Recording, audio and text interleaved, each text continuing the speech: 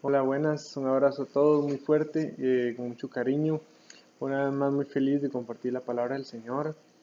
Y hoy vamos a hablar del gozo del Señor, de la manera en la que realmente el Señor nos enseña a gozarnos en Él y la manera en la que comprendemos la diferencia entre alegrar nuestra carne temporalmente y realmente vivir con un gozo pleno, basado en la esperanza que tenemos de todo lo que el Señor nos ha prometido, ¿verdad? Entonces, igual que siempre, le vamos a pedir primero dirección al Señor para que tome control de todo, tanto de las palabras que salgan de mi boca, como de nuestra conciencia y los espíritus, para que el Señor selle con su poder las palabras en los corazones y cambie nuestras vidas y nos vaya enseñando más y más. Entonces le vamos a pedir, Padre Santo, te damos las gracias en este momento por la oportunidad de compartir tu palabra. Gracias, Señor, por la dirección que recibimos a través de tu Santo Espíritu. Gracias porque tú, Señor, eres misericordioso y fiel para revelarnos, Señor, los misterios de tu palabra, la profundidad, Señor, que hay en ella, Señor.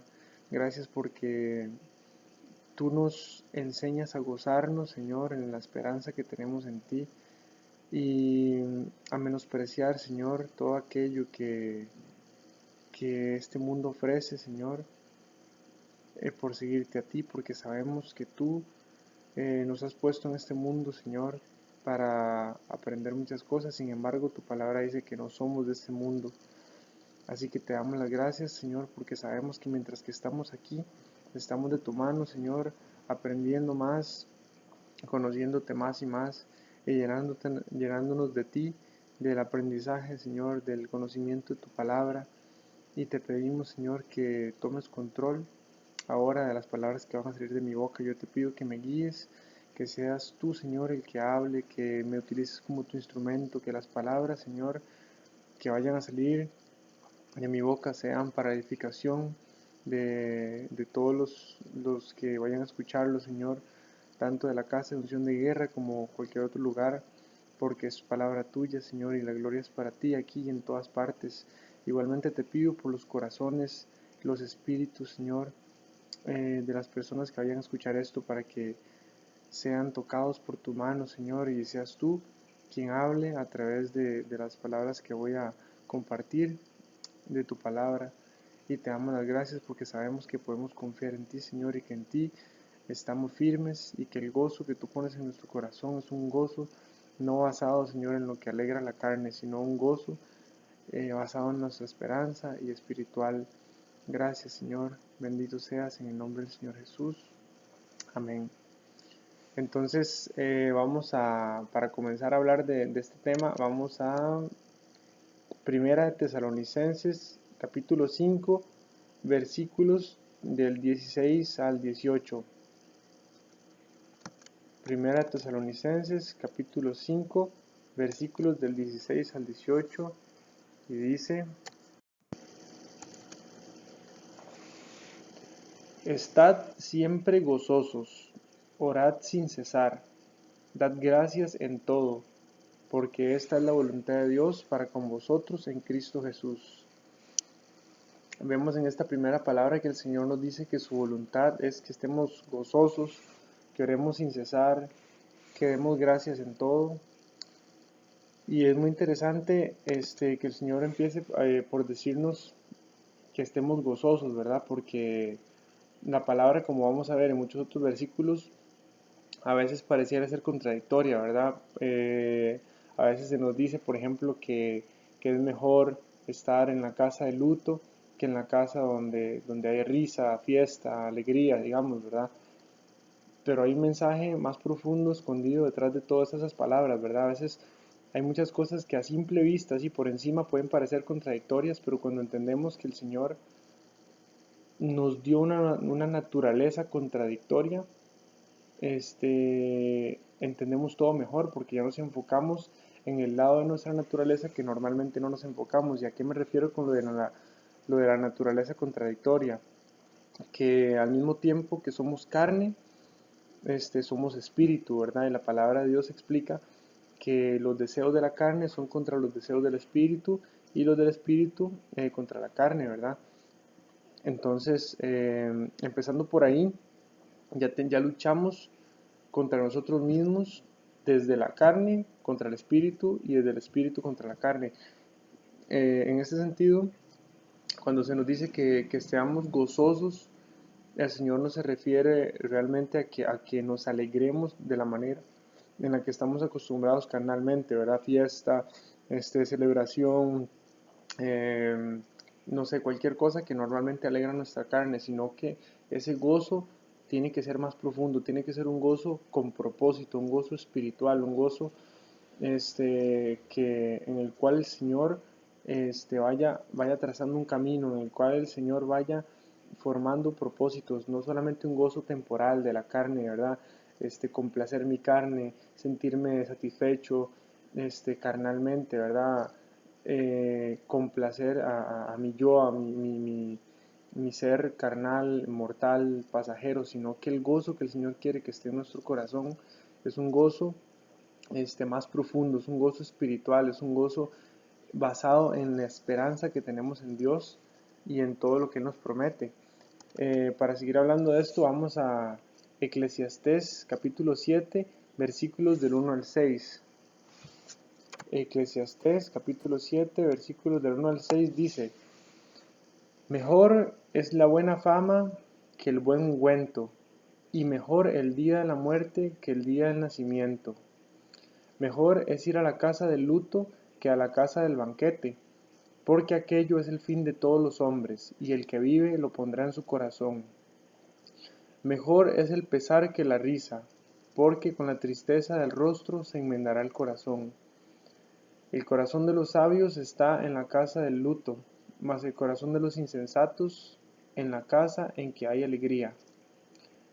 Mejor es oír la reprensión del sabio que la canción de los necios, porque la risa del necio es como el estrépito de los espinos debajo de la olla, y también esto es vanidad.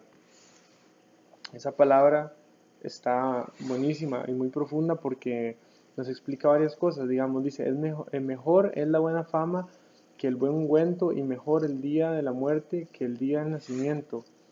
Es muy profundo que la palabra de Dios diga que es mejor el día de la muerte que el día del nacimiento, ¿verdad? Al final de cuentas nos hace preguntarnos muchas cosas. Cuando tenemos conciencia realmente de que la Biblia es la palabra de Dios,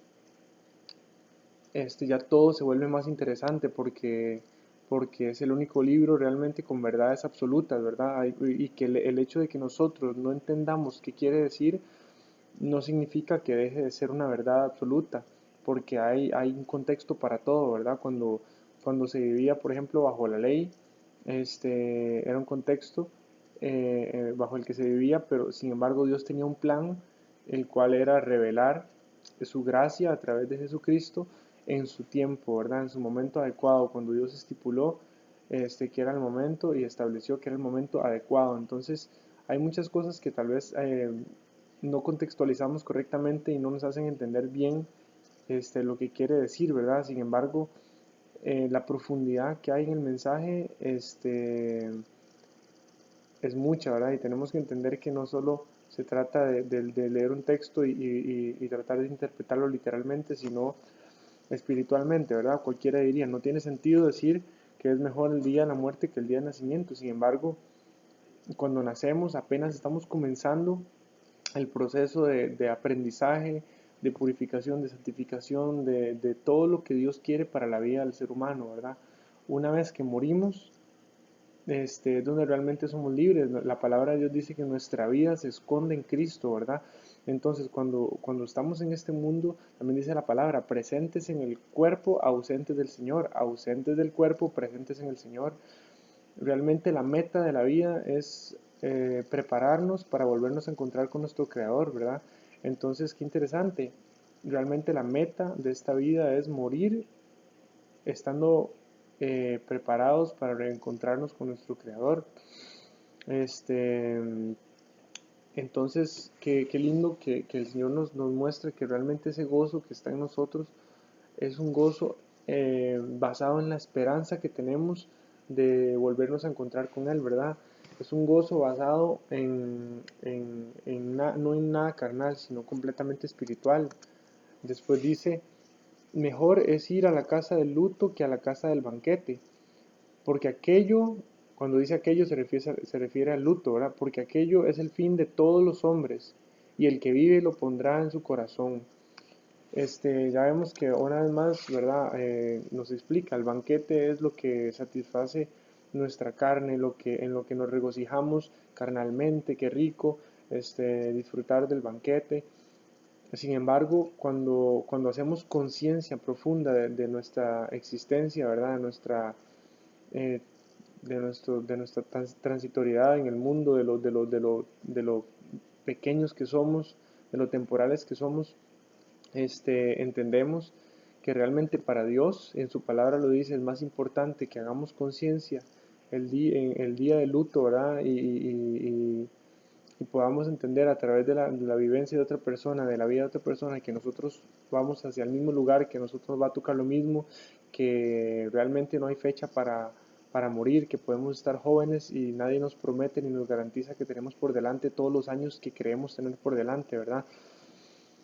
Entonces entendemos que realmente para el Señor lo que más vale es que nosotros lleguemos al entendimiento, a la comprensión de que el fin de todos los hombres es ese, ¿verdad? Es la muerte. Hombres y mujeres, por supuesto, es el fin de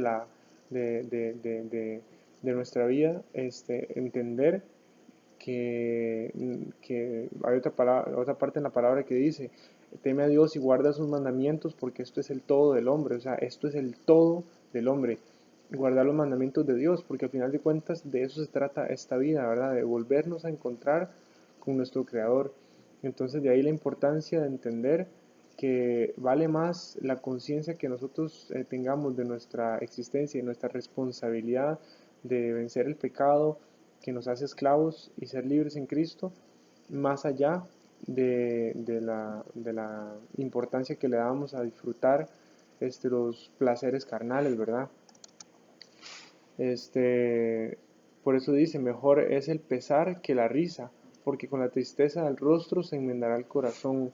Cuando las personas nos enfocamos simplemente en pasar un buen rato, en estar contentos y nunca nos sacamos el tiempo para ponernos a reflexionar en cuanto a los aprendizajes que nos toca pasar en la vida, no hay aprendizaje, no hay crecimiento, ¿verdad? O sea, cuando simplemente tratamos de pasar un buen rato y nunca nos ponemos a pensar en el propósito de los malos ratos, pasan los años y pasan los días, sin propósito, bueno, sin aprendizaje realmente, ¿verdad? Porque de eso se trata el sufrimiento, de eso se trata el dolor, de eso se tratan las pruebas, de entender lo que Dios quiere forjar en nosotros, un carácter, ¿verdad? Una, una, una conciencia plena del valor de la santidad, del crecimiento espiritual. Y cuando hablamos de santidad hay que ser muy claros en cuanto a que Dios sabe y conoce perfectamente nuestra condición, ¿verdad? O sea, Dios sabe que estamos en un cuerpo de carne, que seguimos siendo carne y que hasta el último de nuestros días vamos a estar en la carne, ¿verdad? Entonces Dios no pretende de nosotros un cambio inmediato, ¿verdad? O sea, cuando hablamos de santidad muchas veces la gente más bien lo toma mal, ¿verdad? Y creen que Dios, este, que si no somos perfectos, entonces no podemos estar cerca de Dios y por eso a veces la gente se resiente con Dios o se aparta de Dios porque siente que es demasiado difícil todo lo que Dios demanda, ¿verdad? Todo lo que Dios quisiera de nosotros en cuanto a renunciar a lo carnal que nos aleja de Él, ¿verdad?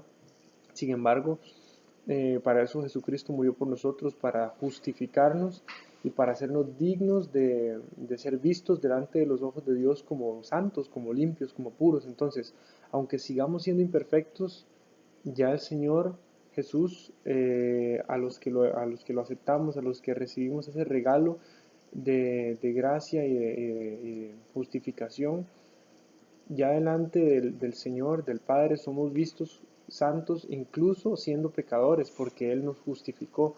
Ahora, de eso se trata la santidad, ¿verdad? Después de la justificación viene la santificación, cuando sabemos que delante de Dios hemos sido justificados, aunque sigamos pecando y fallando, se trata de reconocer ese error, de arrepentirnos y de pedir al Señor que nos fortalezca para ir dejando todas las cosas que nos aparten de Él.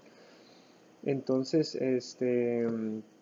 aquí podemos ver que el Señor pone el propósito del sufrimiento, en que aprendamos, en que crezcamos, pero, teniendo nosotros conciencia de que aunque no seamos perfectos, por su gracia somos justificados para poder acceder a su presencia, ¿verdad? Este,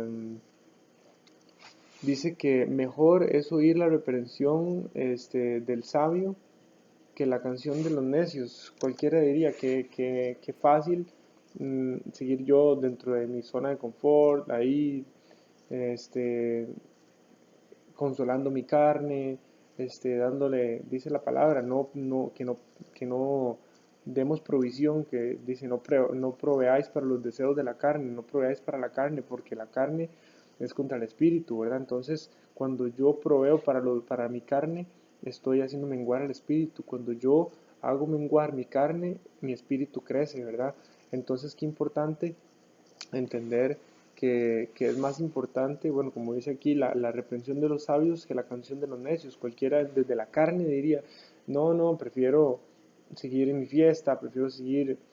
Y obviamente yo soy muy enfático en cuanto a que Dios no pretende una perfección inmediata de nosotros, ¿verdad? Sino una santificación, y aún hasta el último día en esta carne no seremos perfectos, porque solamente ausentes de este cuerpo el Señor nos va a revestir de santidad, ¿verdad? Y de perfección junto con Él. Sin embargo, ahorita se trata de ir puliéndonos, pero sí siempre soy enfático en cuanto a que no hay que ser religioso y pensar que ya yo no puedo, no sé, por ejemplo, pasar un buen rato con mis amigos o lo que sea. La gente a veces tiende a ver todo malo, ¿verdad? Y no se trata de eso, se trata de entender que, que es un proceso, ¿verdad? Que es un proceso en el cual el Señor me va revelando poco a poco que está bien, que está mal, para yo irme apartando de lo malo y santificándome más para Él, ¿verdad? Pero cuando pretendemos de la noche a la mañana ser otra persona, lo que hacemos es más bien endurecernos porque no lo podemos lograr, entonces nos endurecemos y nos resentimos y nos apartamos. La palabra dice también, no seas sabio con exceso, eh, no sea que te vayas a destruir a ti mismo, ¿verdad? O sea, no puedo ser sabio con exceso ni pretender ser perfecto de la noche a la mañana porque no es posible, ¿verdad? Por eso somos justificados.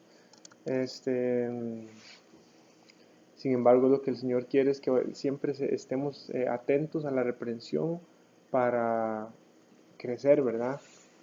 Después vamos a Santiago, capítulo 1, versículos del 2 al 6. Santiago, capítulo 1, del 2 al 6, y dice: Hermanos míos, tened por sumo gozo cuando os halléis en diversas pruebas, sabiendo que la prueba de vuestra fe produce paciencia. Mas tenga la paciencia su obra completa para que seáis perfectos y cabales, sin que os falte cosa alguna. Y si alguno de vosotros tiene falta de sabiduría, pídala a Dios, el cual da a todos abundantemente y sin reproche, y le será dada. Perdón, era hasta el 5, hasta ahí, hasta el 5. Y dice: hermanos míos, tened por sumo gozo cuando os halléis en diversas pruebas. Qué curioso, porque una vez más nadie consideraría algo lógico o racional alegrarse por tener que pasar pruebas, ¿verdad?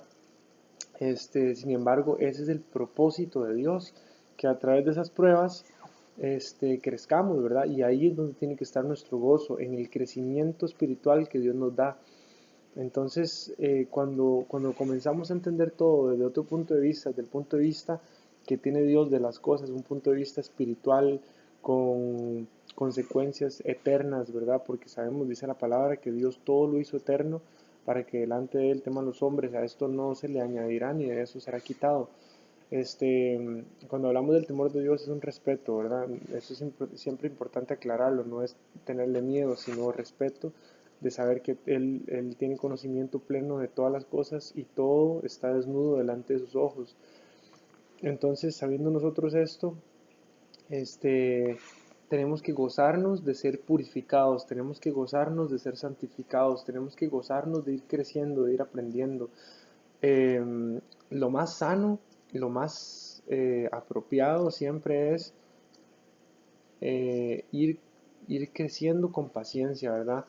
Yo repito, cuando pretendemos de la noche a la mañana cambiar cosas que solamente Dios puede cambiar, y es un proceso, cuando pretendemos de la noche a la mañana dejar muchas cosas, nos endurecemos y esa no es la idea, ¿verdad? Sino darle tiempo a Dios de ir trabajando nosotros con un corazón dispuesto, mientras que nosotros estemos dispuestos y le pidamos al Señor esa ayuda, Él desde su misericordia y su fidelidad va a irnos ayudando, porque no es realmente qué hago yo desde mi fuerza por Dios. O sea, Dios sabe en qué condición estoy yo y sabe que yo necesito de Él, no Él de mí, ¿verdad? Entonces, no es lo que yo hago por Dios desde mi fuerza, sino es lo que Dios hace por mí y para mí a través de Cristo para su propia gloria. Es lo que Dios hace en mí a través de Jesucristo para su propia gloria.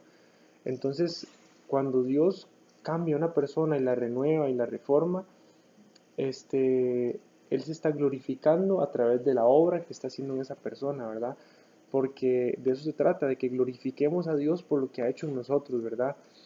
A veces creemos que desde nuestras propias fuerzas podemos cambiar cosas que realmente no podemos. La carne es muy débil, dice la palabra que el espíritu a la verdad siempre está dispuesto, pero que la carne es débil, ¿verdad? Entonces, lo que nos fortalece a nosotros es el espíritu. Cuando nosotros menguamos en la carne, se exalta el espíritu y, y estamos más prestos para que el Señor se manifieste en nosotros. Cuando el Señor va poniendo el querer como el hacer en nosotros y nosotros ya vamos siendo capaces de superar pruebas y cosas que tal vez en otro momento pensamos que era imposible pasar, que era imposible dejar atrás, que era imposible superar, la gloria es para Dios por lo que ha hecho en nosotros, porque nosotros a través de la disposición que tuvimos en nuestro corazón para que Él trabajara, lo autorizamos y Él trabaja en nosotros.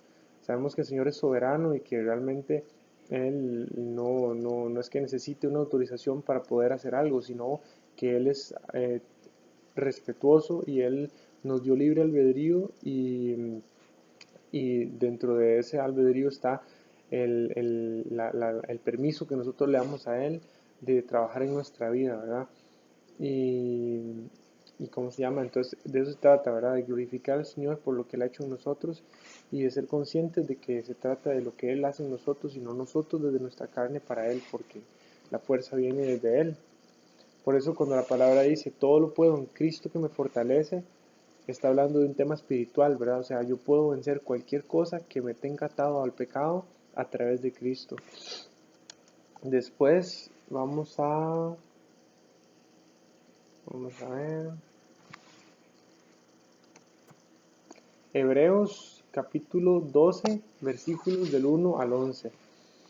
Hebreos 12, del 1 al 11, y dice, por tanto, nosotros también, teniendo en derredor nuestro tan grande nube de testigos, despojémonos de todo peso y del pecado que nos asedia, y corramos con paciencia la carrera que tenemos por delante, puesto los ojos en Jesús, el autor y consumador de la fe, el cual, por el gozo puesto delante de él, sufrió la cruz, menospreciando el oprobio, y se sentó a la diestra del trono de Dios.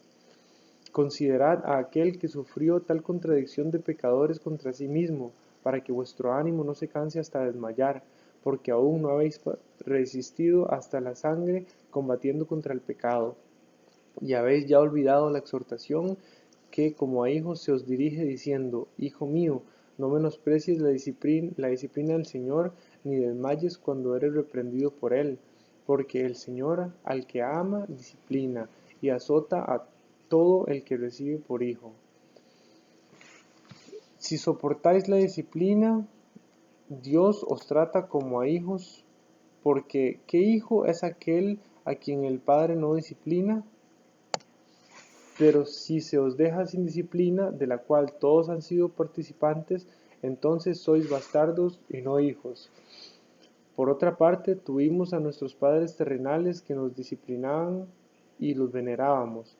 ¿Por qué no obedeceremos mucho mejor al Padre de los Espíritus y viviremos?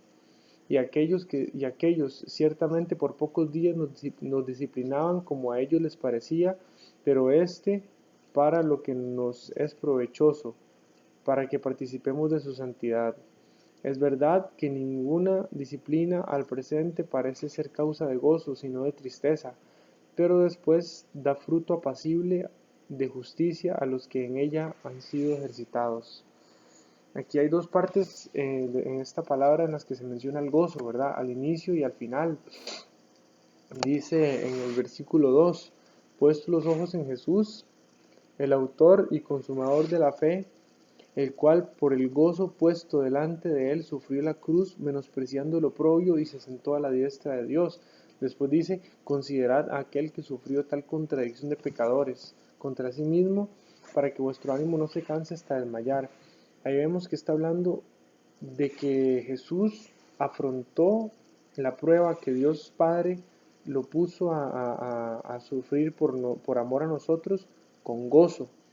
Entonces vemos que el gozo de Jesús no se basa en la circunstancia que vive en el momento, ¿verdad? Porque el mismo Jesús le dijo al Padre que si era posible que pasara esa copa de él, ¿verdad? Sin embargo, el Padre ya tenía un plan y dentro de ese plan no era posible que eso fuera así, ¿verdad? Sino que ya le estaba destinado a pasar por ese plan.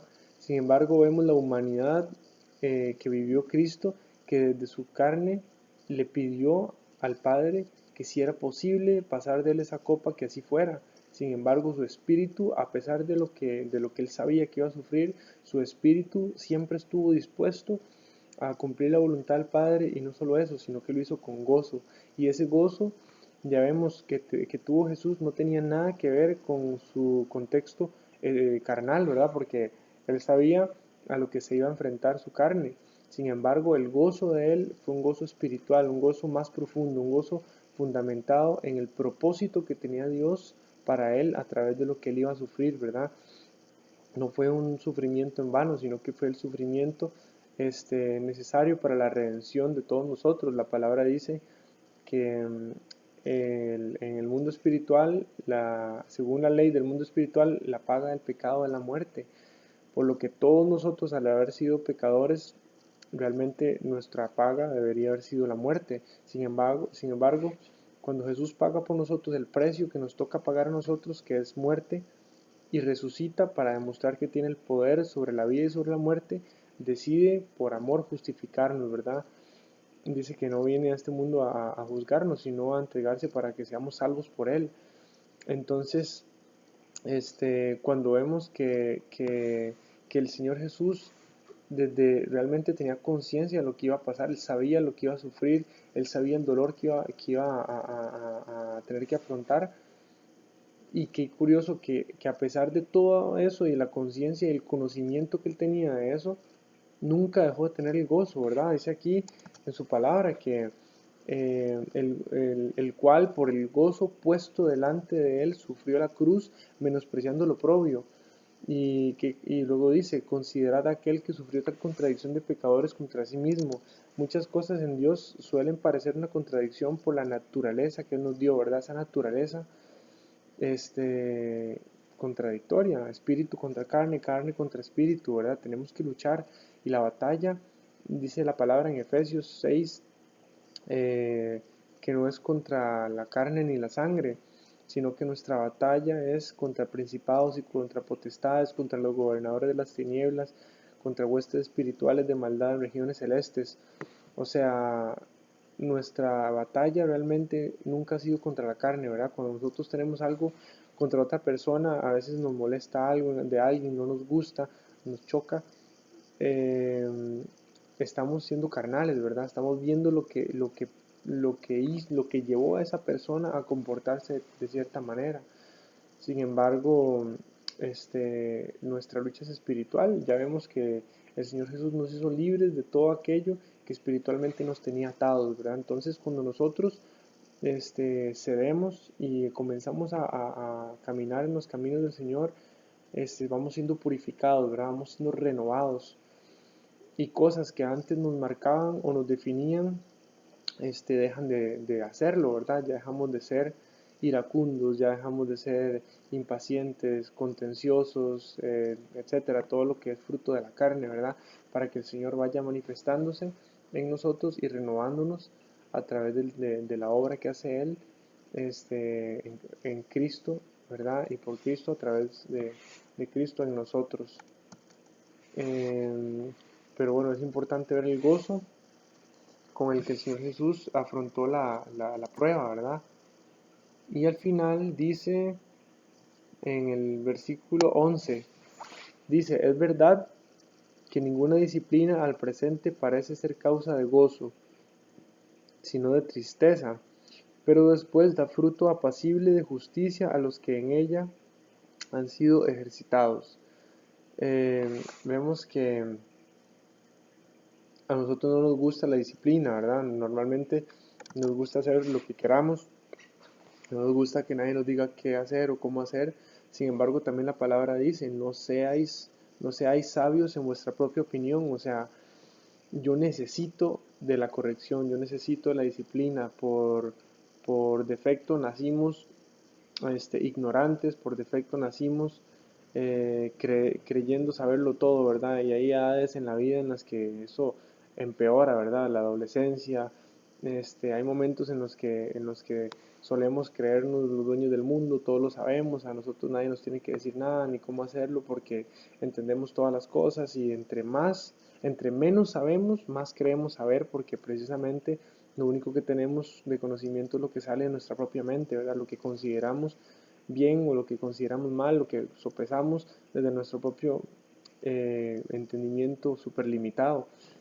Sin embargo, cuando nos abrimos a que el Señor sea el que empiece a meter en nosotros conocimiento, el que empiece a meter en nosotros aprendizaje, el que cuando nos permitimos ser iluminados por la luz de Dios y de su palabra, comenzamos a ser renovados en nuestro entendimiento, comenzamos a despreciar todo lo que creíamos cierto, ¿verdad? Comenzamos a darnos cuenta de lo equivocados que hemos estado, a lo perdidos, lo ignorantes que hemos sido, y entre más vamos comenzando a aprender y aprender, más conscientes somos de la necesidad que tenemos de aprendizaje y más sed tenemos de la palabra del Señor y de su conocimiento porque lo necesitamos, porque Él nos revela muchas cosas que no conocíamos, ¿verdad? Porque vivimos hasta cierto punto en la carne, ¿verdad? Ya hasta que el Señor llega y empieza a trabajar en nosotros y nos abre los ojos, nos quita el velo, y nos permite entender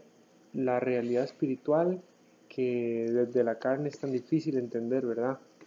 Entonces, vemos que necesitamos esa disciplina y que no parece ser causa de gozo, sino de tristeza, pero que luego, siendo nosotros mansos para recibir esa corrección del Señor, vamos a poder disfrutar del fruto apacible de justicia que Él nos promete cuando somos disciplinados, ¿verdad?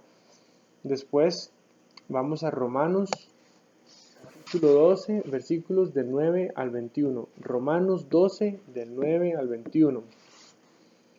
Y dice, el amor sea sin fingimiento, aborreced lo malo, seguid lo bueno. Amaos los unos a los otros con amor fraternal, en cuanto a honra, prefiriéndoos los unos a los otros.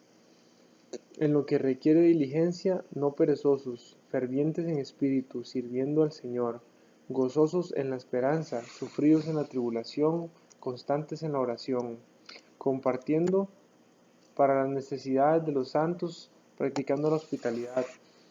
Bendecid a los que os persiguen, bendecid y no maldigáis.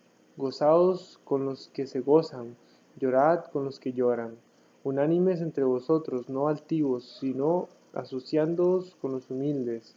No seáis sabios en vuestra propia opinión. No paguéis a nadie mal por mal, procurad lo bueno delante de todos los hombres. Si es posible, en cuanto dependa de vosotros, estad en paz con todos los hombres. No os venguéis vosotros mismos, amados míos, sino dejad lugar a la ira de Dios, porque escrito está: Mía es la venganza, yo pagaré, dice el Señor. Así que si tu enemigo tuviere hambre, dale de comer; si tuviere sed, dale de beber, pues haciendo esto, ascuas de fuego amontonarás sobre su cabeza. No seas vencido de lo malo, sino vence con el bien el mal. En esta palabra, bueno, como toda la palabra de Dios es profunda y hermosa, sin embargo, en el versículo 12 específicamente, nos dice: gozosos en la esperanza, sufridos en la tribulación, constantes en la oración. Qué montón de significado abarca ese versículo. Ese solo versículo, solito, ya abarca muchísima profundidad, porque dice: gozosos en la esperanza, sufridos en la tribulación, constantes en la oración. Está dándonos tres indicaciones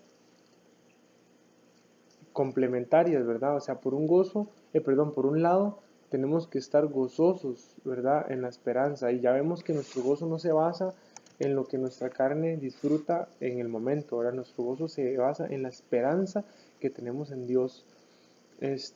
Muchas veces vamos a pasar por cosas que en el momento no son agradables, no nos hacen sentir gozosos, ¿verdad? Dice la palabra, lo acabamos de ver, que al principio, en el momento, el, la disciplina no parece ser causa de gozo, sino de tristeza. Pero aquí nos dice: gozosos en la esperanza,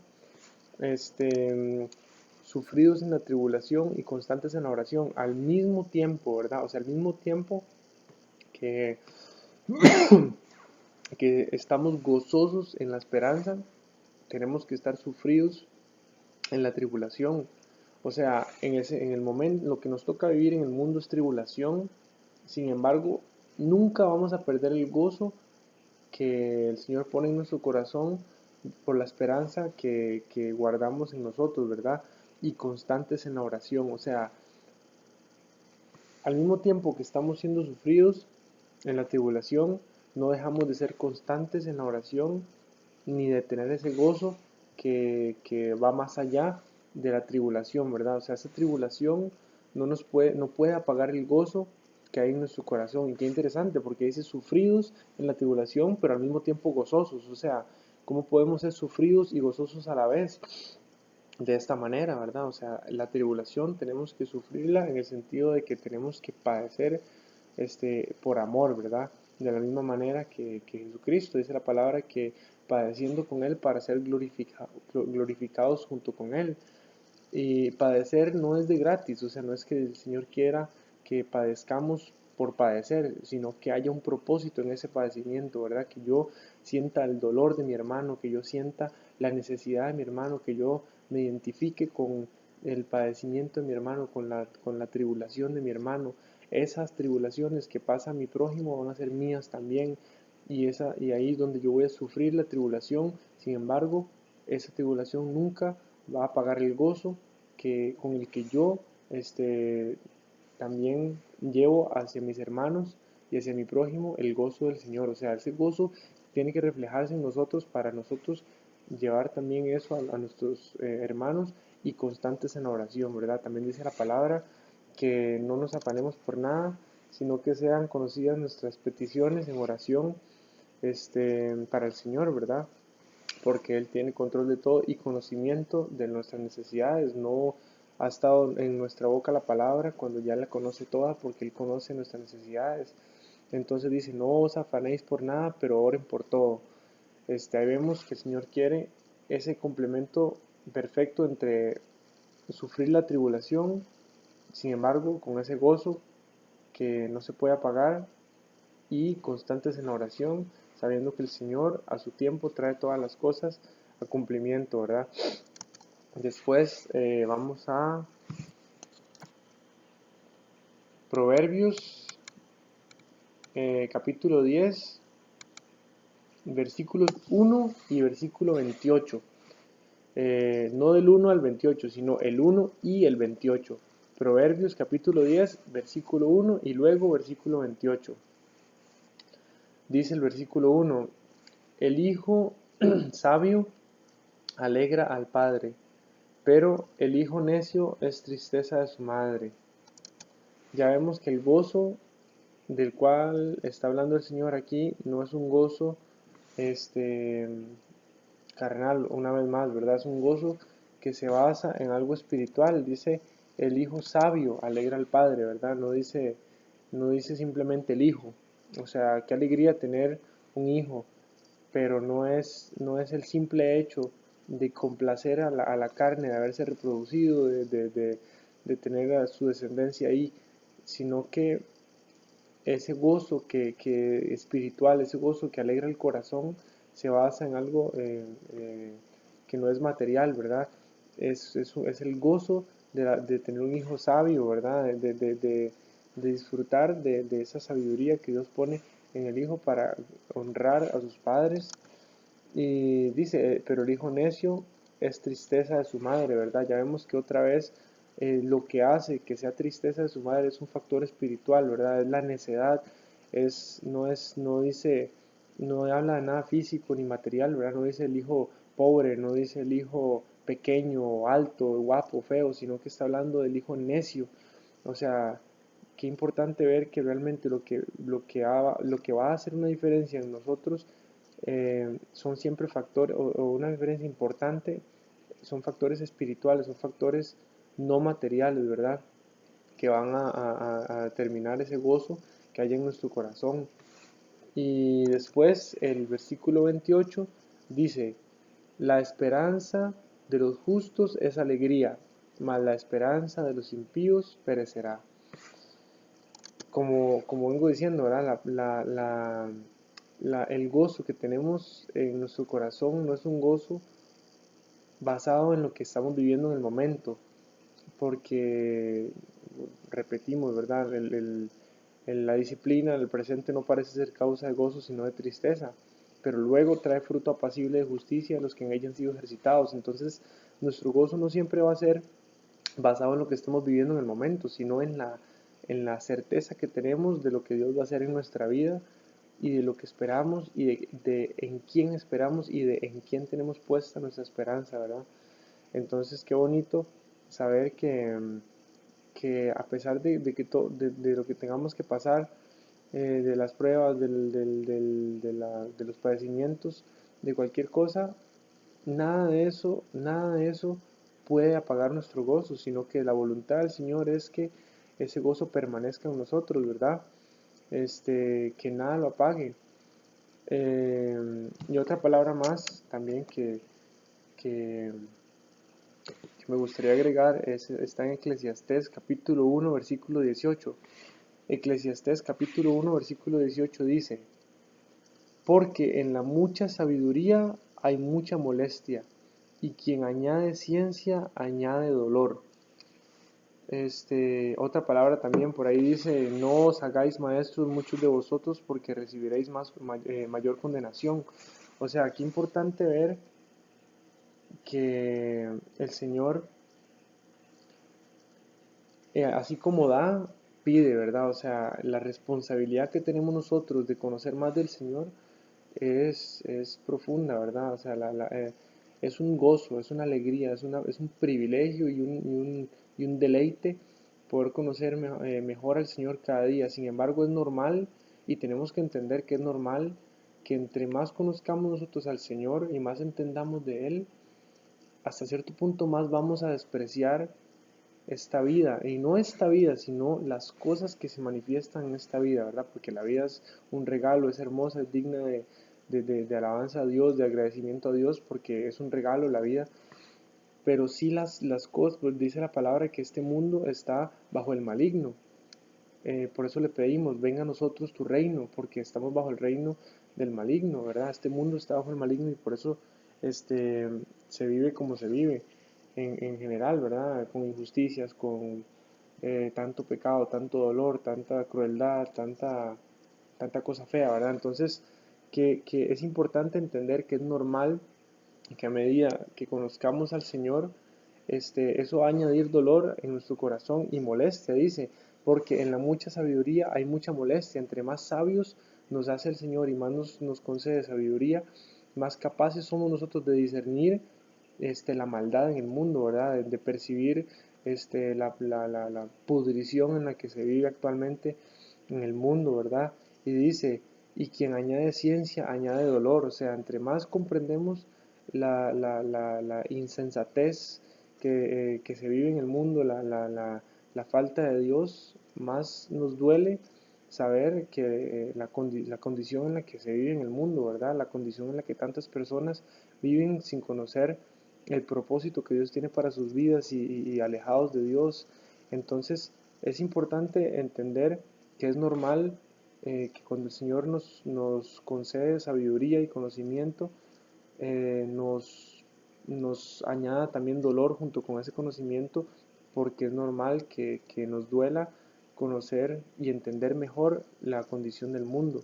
Sin embargo, la importancia de este comentario es recalcar que nada de eso puede apagar el gozo que el Señor pone en nuestros corazones, que es por la esperanza que tenemos en Él, de la justicia que sabemos que vamos a recibir de Él en su tiempo, ¿verdad? Porque el Señor nada hace fuera de su tiempo. O sea, para eso el Señor ha establecido un momento de juicio, y para eso el Señor también ha establecido en su paciencia un tiempo de espera, para arrepentimiento, para perdón, para salvación, porque Él no quiere que nadie se pierda. Sin embargo, nosotros somos libres de tomar decisiones, y por eso la importancia de entender eh, que tenemos que buscar al Señor pronto, ¿verdad? Dice su palabra que cuando Él toque la puerta a nuestro corazón, no nos endurezcamos, sino que le abramos y lo recibamos, que Él cenará con Él, con nosotros, y nosotros con Él. Y es el mensaje que les quería compartir, eh, en el nombre del Señor Jesús. Igualmente le vamos a pedir como siempre al Señor que tome control de nosotros, que selle ese mensaje en nuestro corazón y que nos guarde. Señor Padre Santo, Todopoderoso, te damos las gracias por tu palabra, por la profundidad, Señor, que hay siempre en todo lo que tú nos quieres enseñar, porque has sido fiel, Señor, para revelar a través de tu Santo Espíritu todo lo que tú quieres enseñarnos. Te bendecimos y te damos las gracias, Señor. Te pedimos que ese gozo que has puesto en nuestro corazón, Señor, no sea opacado ni apagado por nada, sino que cada día sea más consolidado en nosotros, Señor, y lo selles en nuestro corazón para que nada lo apague. Enséñanos, Señor, a gozarnos en ti, enséñanos a confiar en ti, enséñanos, Padre, a, a sufrir la tribulación que nos toque sufrir con un corazón lleno de gozo, Señor, y que siempre podamos testificar a las personas y a las naciones, Señor, del gozo tan profundo y tan hermoso que has puesto en nuestro corazón, que sobrepasa el entendimiento, y esa paz, Señor, que no conoce el mundo, sino que es una paz que viene de ti, que no conoce límites, que a pesar de las pruebas y de lo que vivamos en la carne, no hay nada que lo pueda apagar, porque tú lo has sellado en tu corazón y nos has hecho entender que nuestra esperanza en ti no es en vano. Bendecimos tu nombre y te damos las gracias, Señor. Yo te pido que esta palabra sea de provecho para las personas que la escuchen, y sea de edificación para todos ellos. Te bendecimos y te damos las gracias, Señor, en el nombre del Señor Jesús. Amén. Un abrazo muy grande y que esté muy bien, que el Señor ponga el gozo en todo momento, en todo lugar, y podamos seguir testificando de lo lindo que es vivir para Él, en el nombre del Señor Jesús. Amén. Un abrazote. Muchas gracias.